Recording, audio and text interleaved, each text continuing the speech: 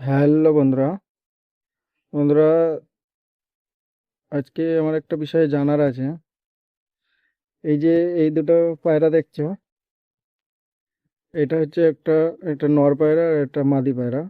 এই দুটো পায়রা একই ধাড়ির বাচ্চা, একই ধাড়ির বাচ্চা দুটোই। এটা হচ্ছে প্রথম চালানের বাচ্চা। যে ধাড়ি প্রথম চালানের, এটা হচ্ছে নর বাচ্চা। যে ধাড়িরই বাচ্চা ওই ধাড়ি আবার কিছুদিন রেস্টে ফেলে দিই আমি, প্রায় মাসখানেক রেস্ট থাকে। তারপর আবার জোড়া করার পরে এই বাচ্চাটা বেরোয়, এটা হচ্ছে মাদি বাচ্চা।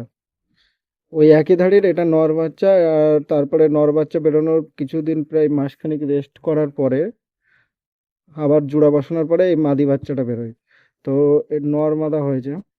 তো আমার যে বিষয়টা জানার হচ্ছে, বিষয়টা হচ্ছে এই যে আমি এটা পেয়ার করব ভাবছি, এই দুটো পেয়ার করব ভাবছি। তো এটা কি পেয়ার করা যাবে? একই ধাড়ির বাচ্চা কিন্তু অনেক আগে পরের। এটা মানে এটা আগে হয়, তারপরে জোড়া রেস্টে বসানো থাকে।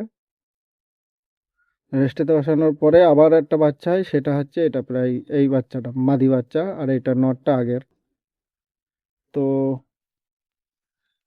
এটা কি জোড়া করা যাবে? অভিজ্ঞ দাদাদের কাছে আমার একটা প্রশ্ন, কারো যদি জানা থাকে একটু আমাকে জানাবে, বা জোড়া করলে কি কোনো সমস্যা হতে পারে? জানলে অবশ্যই একটু আমাকে জানাবে।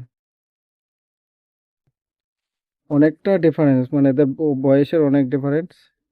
এটা অনেক আগে হয় নটটা, তারপরে মাদিটা হয়। একই ধাড়ির বাচ্চা কিন্তু অনেক আগে পরের বাচ্চা। তো অভিজ্ঞ দাদার কাছে একটা প্রশ্ন, যে এটা জোড়া করলে কি কোনো সমস্যা হবে, বা জোড়া কি করা যাবে? আমাকে একটু কমেন্ট করে জানাবেন। ধন্যবাদ।